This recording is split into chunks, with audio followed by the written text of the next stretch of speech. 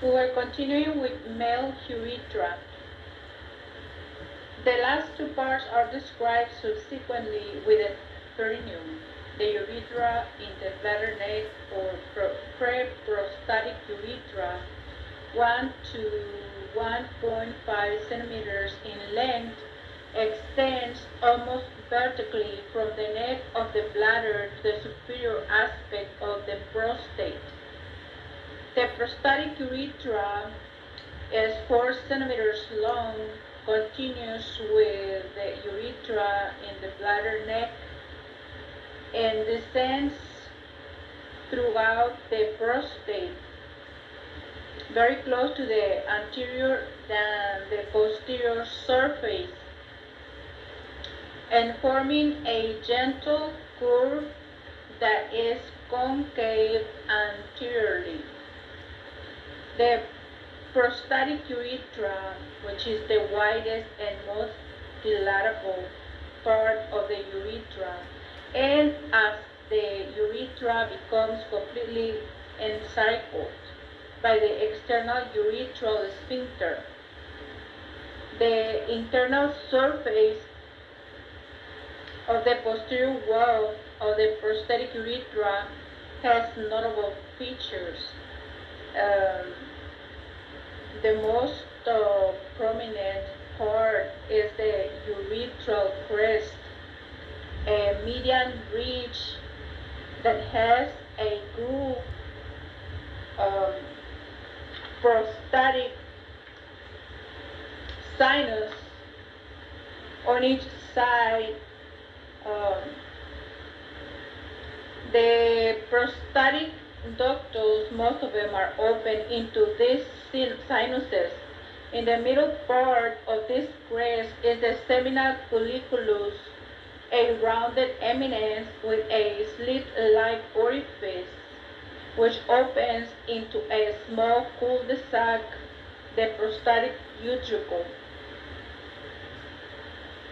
The prostatic utricle is the vestigial remnant of the embryonic uterovaginal canal, which in the female is the primordium of the uterus and a part of the vagina.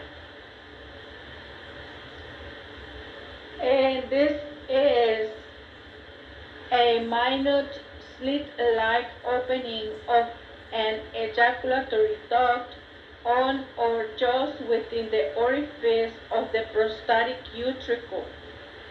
The intermediate part of the urethra, which is the membranous part, is the section passing through the external urethral sphincter and the perineal membrane.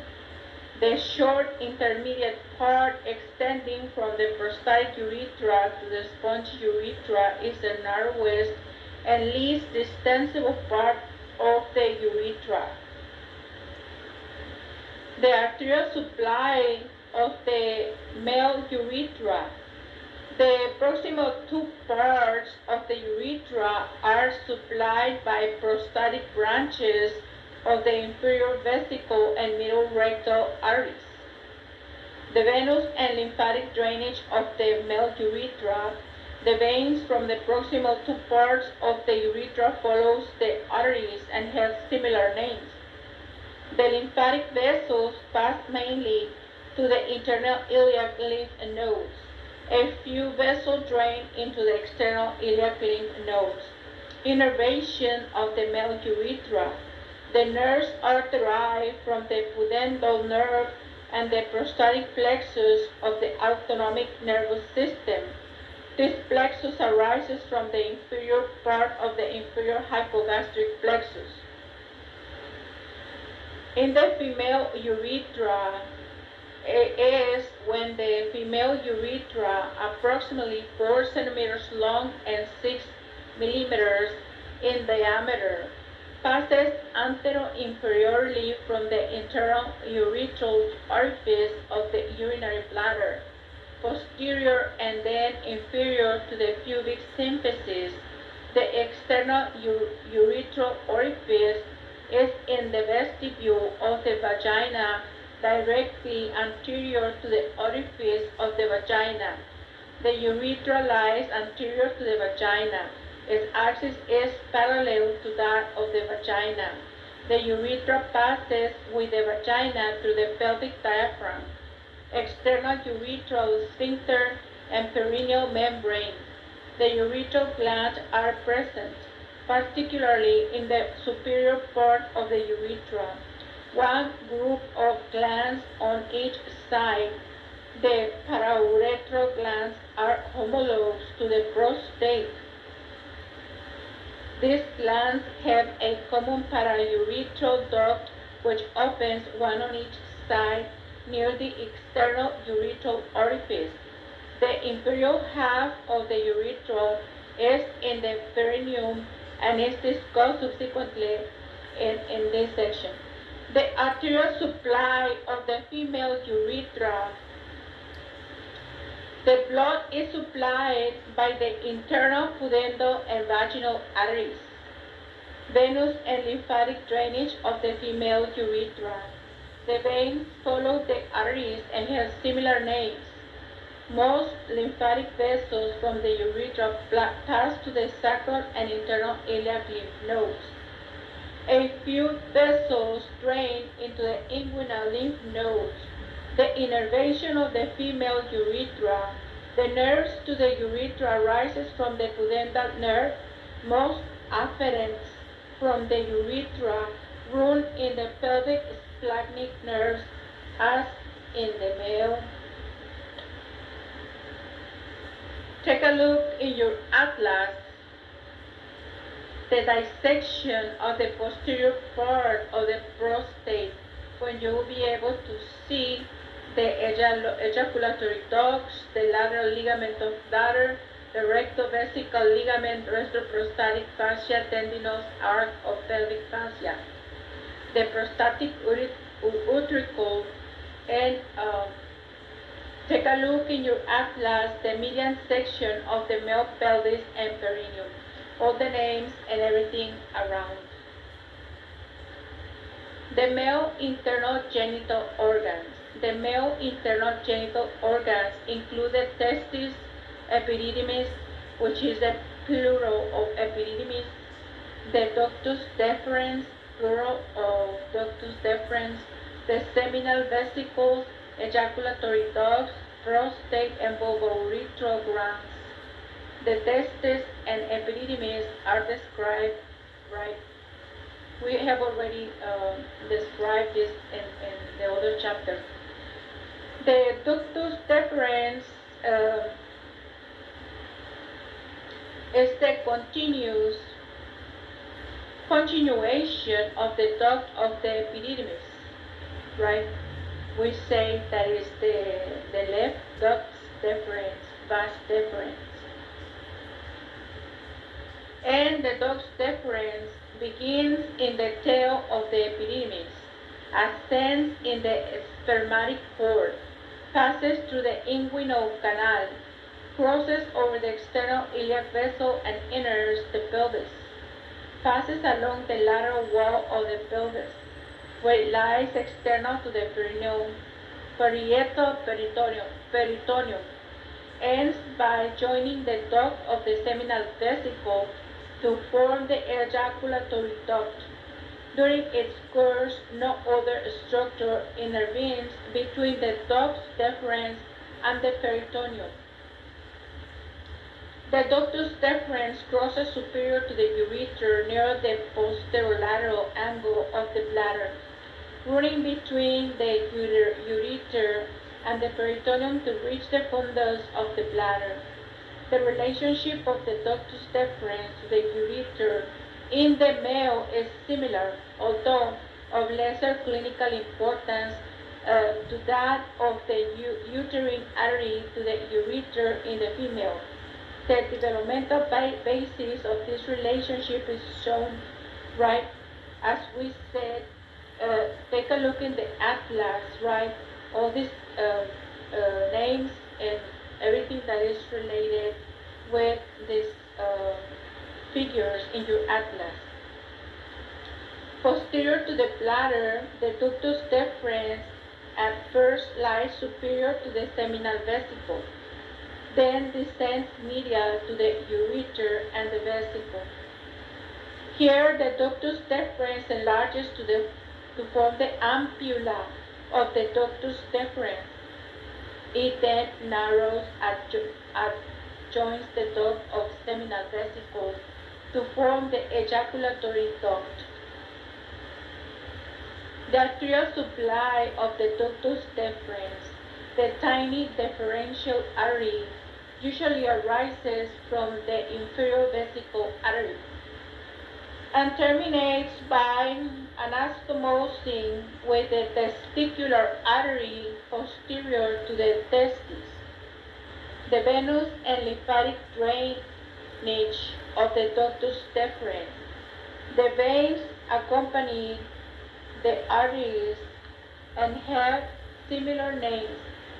The lymphatic vessels from the ductus deferens and in the external iliac lymph nodes. The innervation of the ductus deferens. The nerves of the ductus deferens are derived from the inferior hypogastric plexus. The ductus is richly innervated by autonomic nerve fibers, thereby facilitating its rapid contraction for expulsion of sperm during ejaculation. Take a look in your atlas, the course of the ureter in the abdomen and pelvis. And also take a look at the urinary bladder, the seminal vesicles, the terminal parts of the deferens ductus, and the prostate. The seminal vesicles, each of the seminal vesicles is an elongated structure, approximately 5 centimeters long, lying between the fundus of the bladder and the rectum. The seminal vesicles obliquely place glands superior to the prostate do not store sperm as their name implies. They secrete a thick alkaline fluid that mixes with the sperm as they pass into the ejaculatory duct and urethra. The superior end of the seminal vesicles are covered with peritoneum and lie posterior to the ureters, where the peritoneum of the rectovesical pouch separates them from the rectum. The inferior ends of the seminal vesicles are closely related to the rectum and are separated from it only by the retrovesical septum.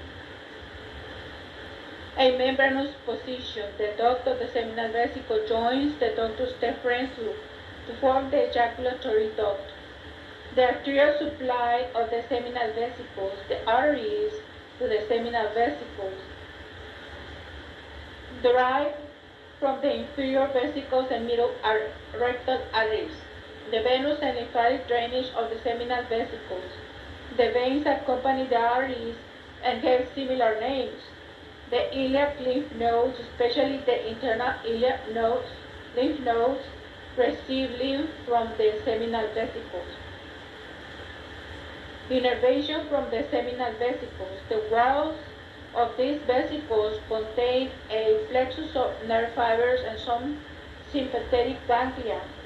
The presynaptic sympathetic fibers transverse the superior lumbar and hypogastric nerve, and the presynaptic parasympathetic fibers transverse the pelvic splanchnic nerves to reach the inferior hypogastric, which is the pelvic plexuses.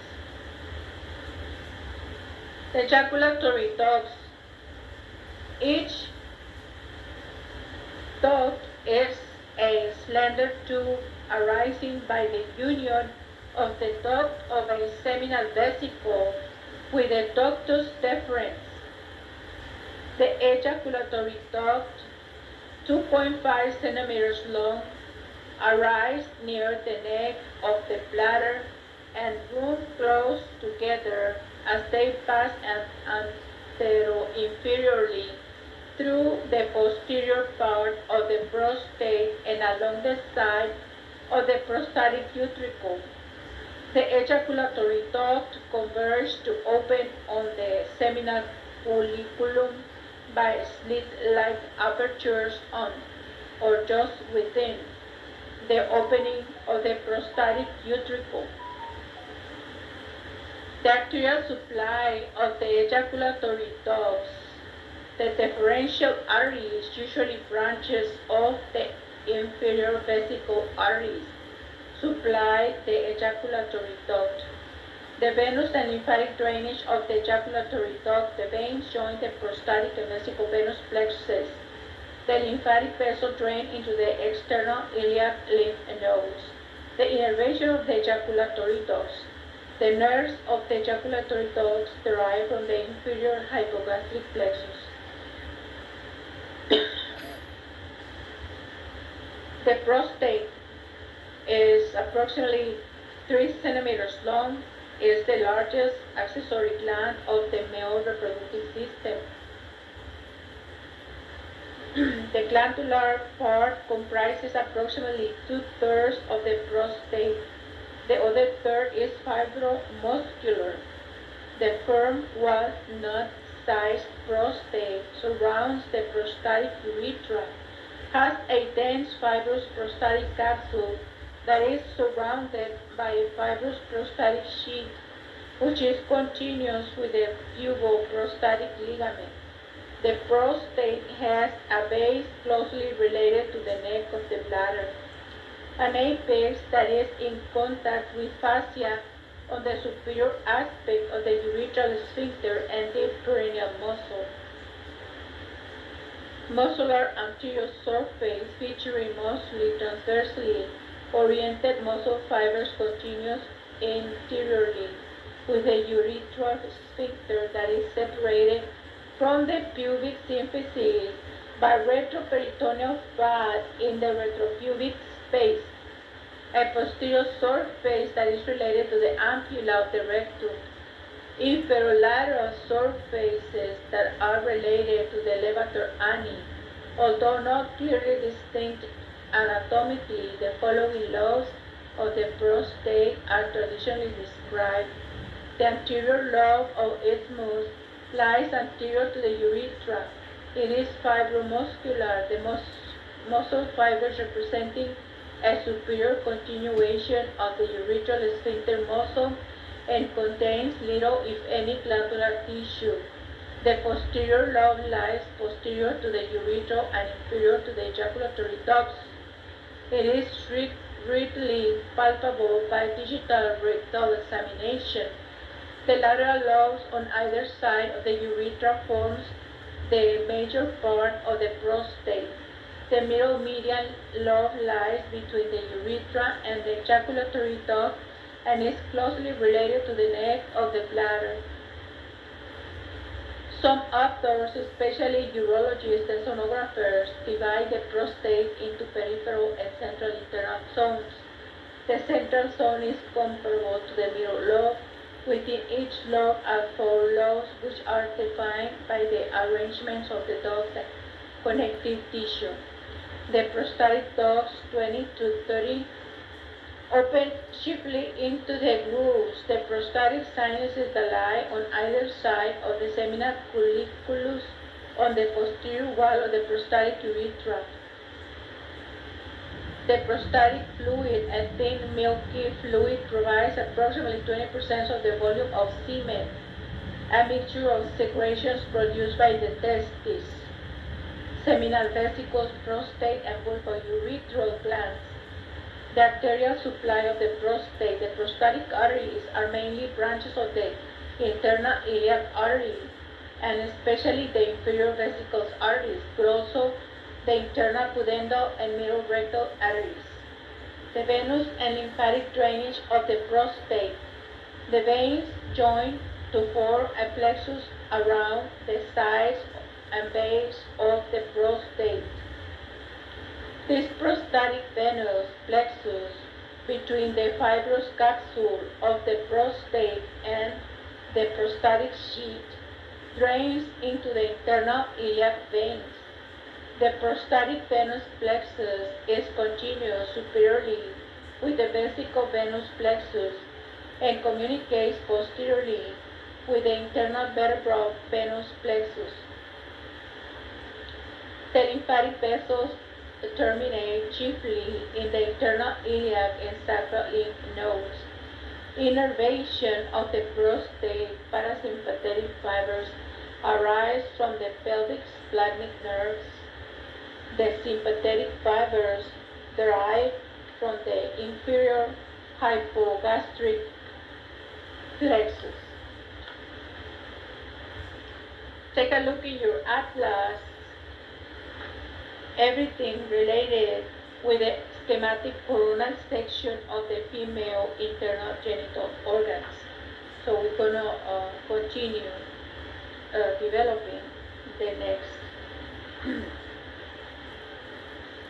The bulbo-urethral glands, the two pea-sized bulbo-urethral glands lie posterior lateral to the intermediate membranous part of the urethra. Like we were talking about the male organs, we're still in the male organs. Soon we're going to get into the female internal organs. And like we were saying, the bulbo-urethral glands, the two pea-sized bulbo-urethral glands lie posterior lateral to the intermediate membranous part of the urethra.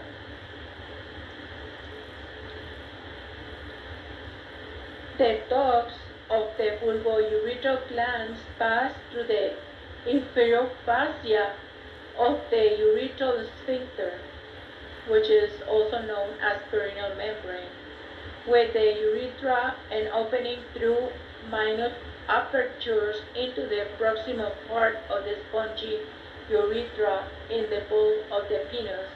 Their muscle-like secretion enters the urethra during sexual arousal. Let us just take a look, like we were saying, the coronal section of the female internal genital organs. And we're going to say that female internal genital organs include the vagina, the uterus, the uterine tubes, and ovaries. The vagina is a musculomembranous tube, 7 to 9 centimeters long, extends from the cervix, neck of the uterus, to the vestibule of the vagina, the cleft between the labia minora. The superior end of the vagina surrounds the cervix. The lower end passes anteroinferiorly through the pelvic floor to open into vestibule, which is called the vagina. And the vagina has, which serves as the excretory duct for menstrual fluid. It forms the inferior part of the pelvic birth canal, receives the penis, and ejaculates during sexual intercourse. Communicates superiorly with the cervical canal and a fusiform canal extending from the isthmus of the uterus to the external os of the uterus, and inferiorly with the vestibule of the vagina. The vagina is normally collapsed so that its anterior and posterior walls are in contact except at its superior end where the cervix pulls them apart. The vagina lies posterior to the urethra and urinary bladder and anterior to the rectum, passing between the medial margin of the levator animosus, the vaginal fornix. The recess around the cervix is described as having anterior, posterior, and lateral parts. Take a look at the median section of a female pelvis in your atlas. And we were saying the posterior fornix is the deepest part and is closely related to the rectouterine pouch. Four muscles compress the vagina and act like sphincters: the pubovaginalis, the external urethral sphincter, the uterovaginal sphincter, and bulbo spongius. And the relations of the vagina are as follows: anterior, the base of the bladder and urethra; laterally, with the levator ani, visceral pelvic fascia, and ureters; posteriorly, which is known as inferior to superior, with the anal canal, the rectum, and recto-uterine pouch. The arterial supply of the vagina.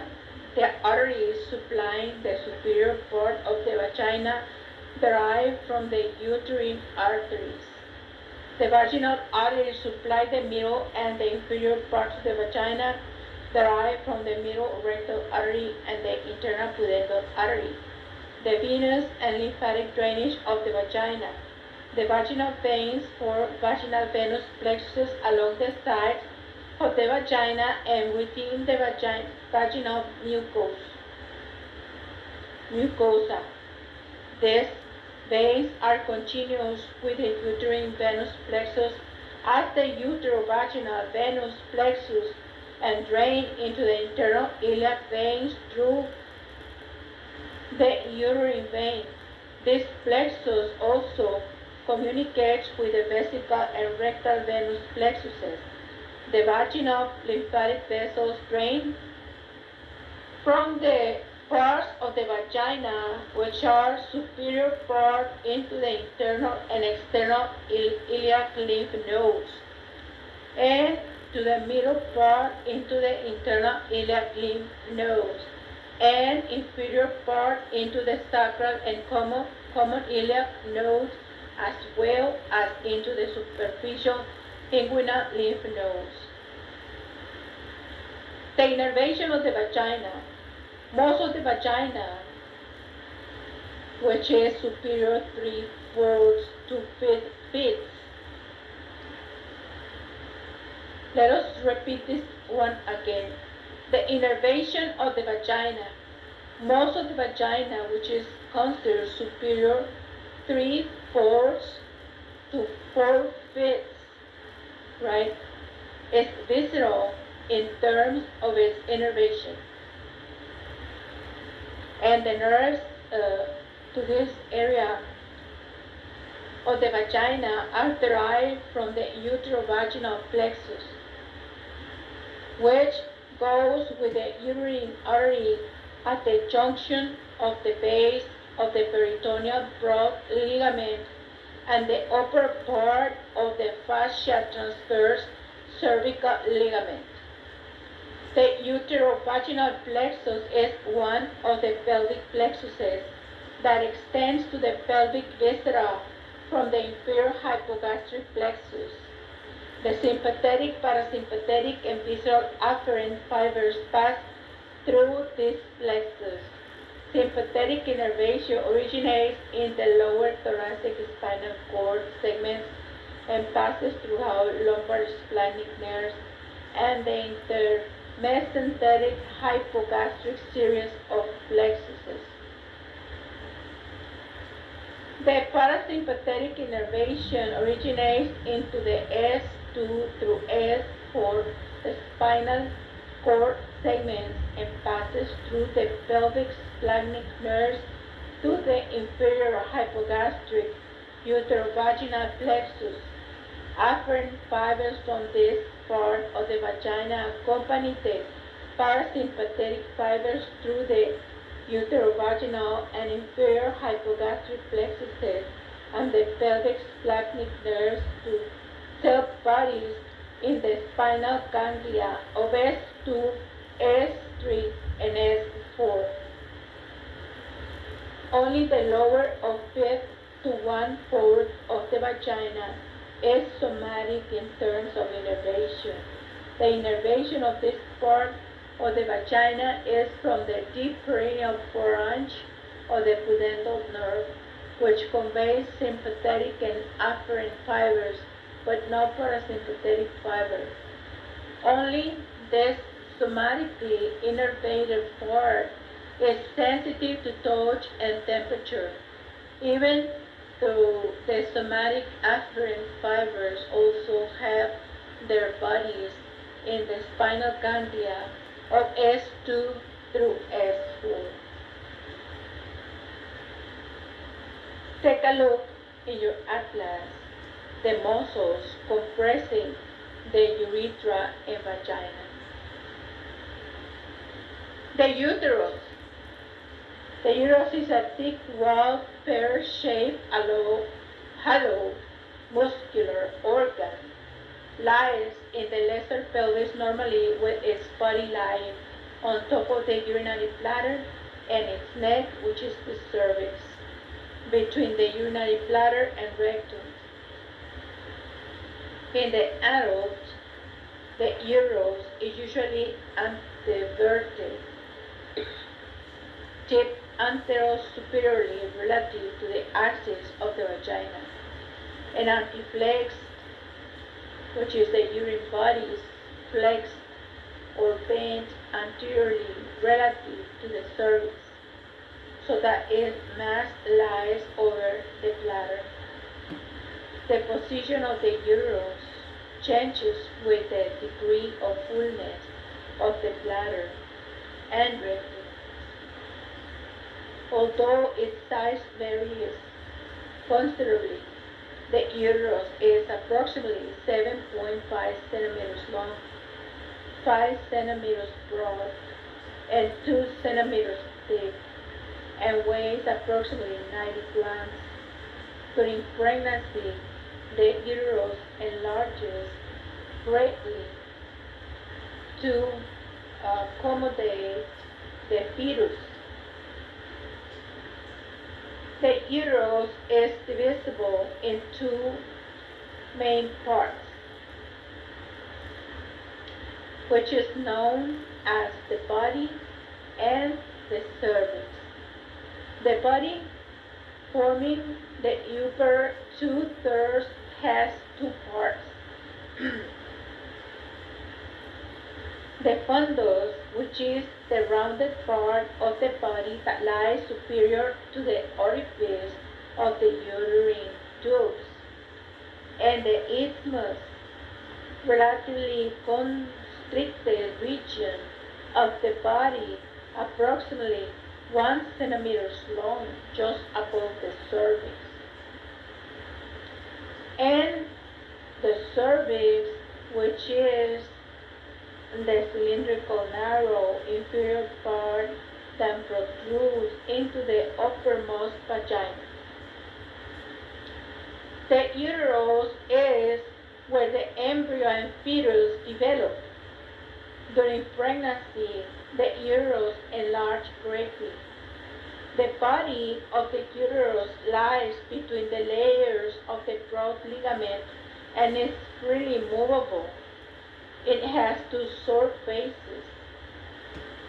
The vesicle, which is known as related to the bladder, and the intestinal.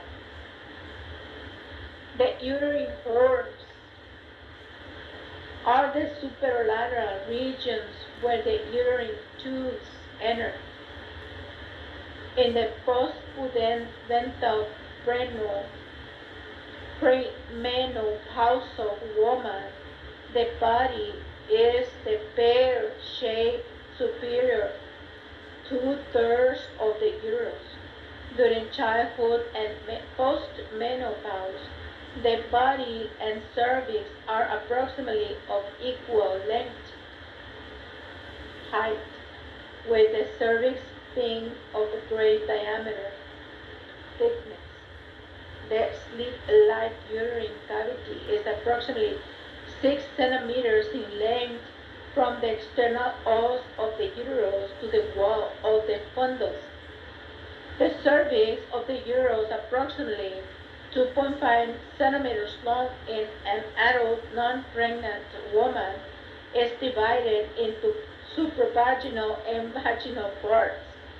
The supravaginal part of the cervix is separated from the bladder anteriorly by loose connective tissue and from the rectum posteriorly by the rectal uterine pouch. The rounded vaginal part of the cervix extends into vagina and communicates with it through the external